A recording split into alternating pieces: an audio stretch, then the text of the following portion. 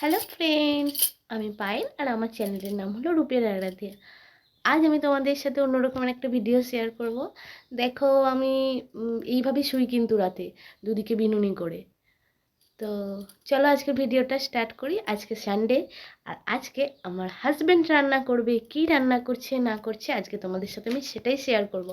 আজকে আমাদের রান্না হবে রাইস, চিকেন কষা আর মাছের কোপ্তা। চলো তোমাদেরকে দেখিয়ে দেবো কীরকমভাবে আমার হাজব্যান্ড আজকে রান্না করবে। যদিও আমার শাশুড়ি সব কিছু কুটে রেখেছে, পেঁয়াজ রসুন সমস্ত কিছু কুটে বেটে একদম রেডি করে রেখেছে। তো আজকে রান্নাটা হাজব্যান্ড করবে, আমি সেটারই আজকে ভিডিও করব। তো চলো। আর হ্যাঁ, সবাই কিন্তু চ্যানেলটাকে সাবস্ক্রাইব করে দিও, লাইক করে দিও, শেয়ার করে দিও। চলো এবার শুরু করছি। প্রথমেই মাংসটাকে ভালো করে ধুয়ে জল ঝরিয়ে আমরা রেখে দিয়েছি। এরপর আমাদের কিছু পেস্ট লাগবে, সেগুলো হলো আদা বাটা, রসুন বাটা, কাঁচা লঙ্কার বাটা, পেঁয়াজ বাটা।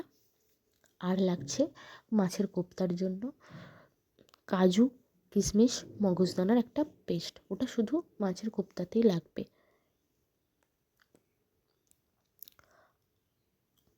মাংসটাকে প্রথমে সর্ষের তেল দিয়ে তারপর একে একে বাটা মশলাগুলো দিয়ে আমরা ম্যারিনেশন করে নেব।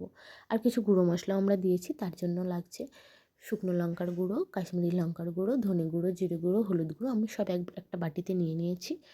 তো এরপর এছাড়াও লাগছে টক দই, ওটাও আমাদের মাংস ম্যারিনেশনের জন্যই লাগবে। এইটা গেল মাংস ম্যারিনেশনের পার্টটা।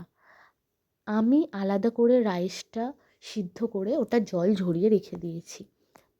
প্রায় 95% আমি কুক করে রেখে দিয়েছি, যাতে লাস্টে শুধু মিশিয়ে নাড়িয়ে অল্প নাড়িয়ে তুলে নিতে পারি। 95% মতো আমি কুক করে রেখে দিয়েছি। আর আমাদের রাইসটা করার জন্য যে যে সবজিগুলো লাগবে সেগুলো আমি তোমাদের বলে দিচ্ছি। ক্যাপসিকাম, বিনস, গাজর, আর তোমরা যদি আরও কোনো সবজি দিতে চাও অ্যাড করতে পারো, দিতে পারো। আর লাগছে কাজু বাদাম, কিশমিশ, এগুলো তো লাগবেই। আর লাগছে গোটা গরম মশলা। গোটা গরম মশলা আমাদের প্রত্যেকটা রান্নাতেই লেগেছে, চিকেন কষাতেও লেগেছে, রাইসেও লেগেছে, অ্যান্ড আমাদের মাছের কোপ্তাতেও লেগেছে। তো গোটা গরম মশলা সবাই জানো, তবু আমি বলে দিচ্ছি। গোটা এলাচ, দারচিনি, লবঙ্গ, এই তিনটেকেই আমরা কিন্তু গোটা গরম মশলা বলে থাকি। হ্যাঁ, তার সাথে তোমরা গোটা গোলমরিচও দিতে পারো, তেজপাতা, শুকনো লঙ্কা তো দেয় সবাই, তো রান্নাগুলোতে দিতেই পারো। কিন্তু রাইসে শুধু তেজপাতা দিতে পারো, শুকনো লঙ্কা কিন্তু যাবে না। তো যাই হোক, মাংসটাকে এবার আমরা আলাদা করে ম্যারিনেশন করে নিচ্ছি ভালো করে। মাংসটা ম্যারিনেশনের তোমাদের মিনিমাম 10 মিনিট রাখতেই হবে ম্যারিনেটটা করে। আমাদের হাতে টাইম ছিল, আমরা যেহেতু আলাদা পাশে আরও সাইড রান্না করছিলাম, তো আমরা 40 মিনিট মতো রেখেছিলাম। তোমাদের কিন্তু মিনিমাম 10 মিনিট রাখতেই হবে। আর ওভারনাইট রাখলে ফ্রিজের মধ্যে ম্যারিনেট করে তো কোনো কথাই নেই, আলাদাই টেস্ট পাবে। এবার আসছি আমাদের রাইসের পার্টটাতে। দেখো, সবজিগুলো আমরা আলাদা করে ভেজে নিচ্ছি। আমরা মটরশুঁটিও দিয়েছিলাম, অ্যাড করেছিলাম। তোমরা যদি আরও কোনো কিছু সবজি অ্যাড করতে চাও তো করতে পারো। এবার ঘিতে, সম্পূর্ণ ঘিতে আমরা কিন্তু সমস্ত সবজিগুলো ভেজে নিয়ে রাইসগুলোকে দিয়ে নিচ্ছি। কাজু কিশমিশও দিয়েছি।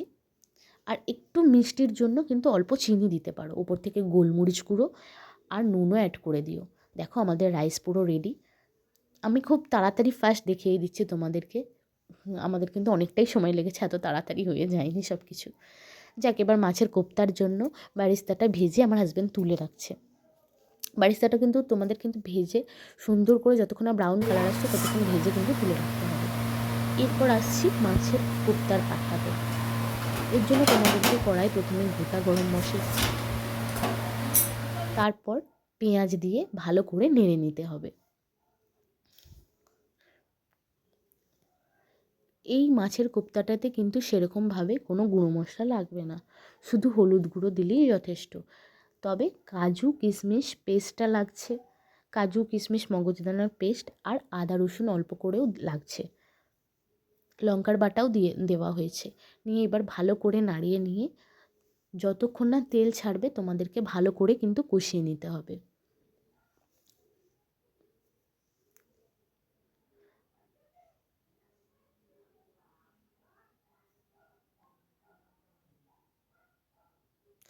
দেখো, আস্তে আস্তে তেলটা ছেড়ে এলে তোমরা কিন্তু মশলাটা যাতে ধরে না যায় অল্প জল দিয়ে দিতে পারো।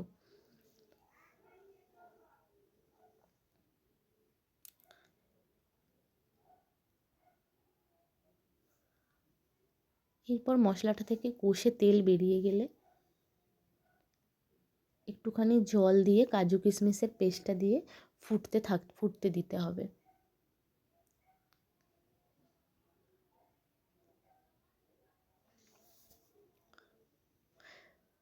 আমরা কিন্তু তোমাদেরকে খুব ফাস্ট করে দেখিয়ে দিচ্ছি রান্নাগুলো।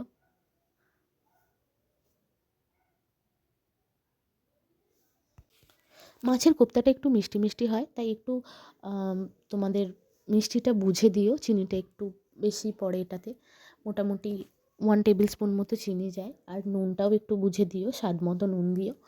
আর যদি ঝাল তোমরা খাও তো তোমরা কাঁচা লঙ্কা দিতে পারো। আমরা উপর থেকে একটু চেরা কাঁচা লঙ্কা দিয়ে দিয়েছিলাম, তো টেস্টটা খুব সুন্দর এসেছিলো। মাছের কোপ্তাটার টেস্ট কিন্তু খুব সুন্দর হয়। তোমরা শুকনো ভাতের সাথে খুব সুন্দর লাগে খেতে, আমাদের রাইসের সাথে খুব সুন্দর যাচ্ছিলো। তো দেখো এবার শুকনো হয়ে গেছে মাছের কোপ্তাটা, আমরা একটু জল দিয়ে ফুটতে দেব। তো মাছটা ফুটুক ততক্ষণ উপর থেকে বারিস্তা আর কাঁচা লঙ্কা দিয়ে কিন্তু ছড়িয়ে দিয়ে তোমরা এটা পরিবেশন করতে পারো, তাতে দেখতেও সুন্দর লাগে আর খেতেও সুন্দর লাগে। এই দেখো লাস্ট লুকটা কত সুন্দর দেখতে লাগছে।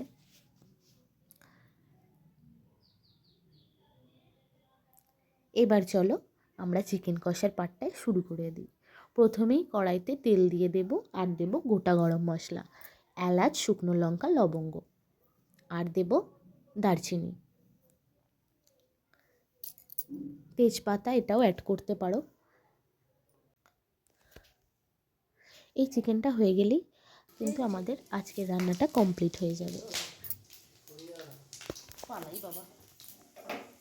তোমরা কিন্তু ততক্ষণ চ্যানেলটাকে সাবস্ক্রাইব করে দিও, কমেন্ট করে দিও, আর হ্যাঁ লাইক করে দিও। আর কমেন্টে জানিও কীরকম লাগলো আজকে আমার রেসিপিগুলো। দেখো আমার হাজব্যান্ড কিন্তু গোটা গরম মশলা দিয়ে পেঁয়াজ দিয়ে ভালো করে ভেজে নিচ্ছে। পেঁয়াজটা কিন্তু যতক্ষণ না ব্রাউন হবে ততক্ষণ কিন্তু তোমাদের ভাজতে থাকতে হবে। যদি ব্রাউন হওয়ার আগেই তোমরা মশলাগুলো দিয়ে দাও তাহলে কিন্তু পেঁয়াজটা কিন্তু ভালো করে ভাজাটা হয় না, শক্ত থেকে যায়। তো ভালো করে ব্রাউন হয়ে ভাজার পর তোমরা মশলাগুলো দিও। দেখো আমাদের কী কী গুঁড়ো মশলা লাগছে: ধনে গুঁড়ো, জিরে গুঁড়ো, শুকনো লঙ্কা, কাশ্মীরি লঙ্কা, আর লাগছে হলুদ গুঁড়ো, নুন। ব্যাস এই কটা গুঁড়ো মশলাই লাগবে এই রান্নাতে। আর বাটা মশলা তো পেঁয়াজ বাটা, রসুন বাটা, লঙ্কার বাটা, এগুলো তো তোমাদের দিতেই হবে। আর গুঁড়ো মশলা দিয়ে সমস্ত কিছু দিয়ে কিন্তু ভালো করে মিশিয়ে নিতে হবে। আর যদি ধরে যায় মনে করো, যদি মনে হয় যে না মশলাটা নিচ থেকে ধরে যাচ্ছে, তখন একটু জল দিতে পারো। আমরা কিন্তু জল দিইনি, আমরা এইভাবেই রান্নাটা করেছি, তাতে কিন্তু টেস্টটা বেশি হয়। কিন্তু তোমাদের কন্টিনিউয়াস নাড়তে থাকতে হবে। আর কালারটা একটু আনার জন্য ভালো রকম আমরা একটু সয়া সসও দিয়ে নিয়েছি আর একটু জল দিয়ে এবার একটু নাড়ছি, কেননা মশলাটা ধরে যাচ্ছিলো নয়তো নিচ থেকে। এবার আমরা মাংসটা দিয়ে দেবো। হ্যাঁ, মাংসটা দিয়েও কিন্তু তোমরা কন্টিনিউয়াসলি নাড়বে। নাড়ার পর তোমাদের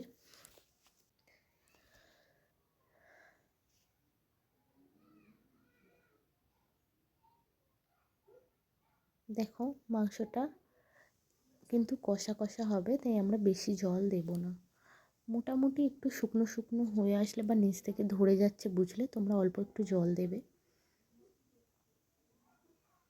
জল কিন্তু আমরা খুব একটা বেশি অ্যাড করব না, যেহেতু এটা চিকেন কষা হচ্ছে। আমরা কিন্তু এতে আলু আর অল্প একটু জল দিয়ে ফুটিয়েছিলাম, কারণ নয়তো ভাতের সাথে খেতে অতটা টেস্ট লাগে না। একটু আলু না দিলে ঠিক মাখাটা যায় না, তো সেই জন্যে আলু আর অল্প একটু জল দিয়েছিলাম। চিকেনটা কিন্তু খেতে খুবই টেস্টি হয়েছিল। আমার হাজব্যান্ড যখনই রান্না করে আমার কিন্তু খেতে খুব সুন্দর লাগে। এই দেখো আলু আর জলটা অ্যাড করে দিয়েছি।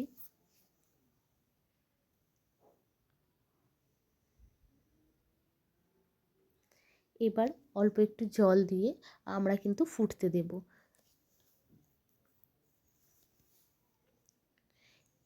আমাদের চিকেনটা প্রায় কমপ্লিট হয়েই এসেছে। জল দিয়ে ঢাকা দিয়ে ফুটতে দেব, যাতে চিকেনটা ভালোভাবে সিদ্ধ হয়ে যায়। শুধুমাত্র সিদ্ধ হওয়ার জন্যই যেটুকু জল দরকার হয় আমরা সেটুকুই দেব, তার বেশি নয়।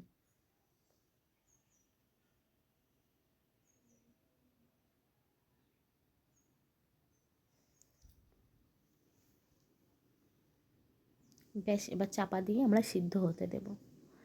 আর হ্যাঁ, আজকের রেসিপি এখানেই শেষ, কেননা আজকের রান্নাটা এখানেই শেষ। এই চিকেন কষাটাই শুধু বাকি ছিল, রান্না কমপ্লিট। চলো দেখা হচ্ছে তোমাদের সাথে নেক্সট ব্লগ।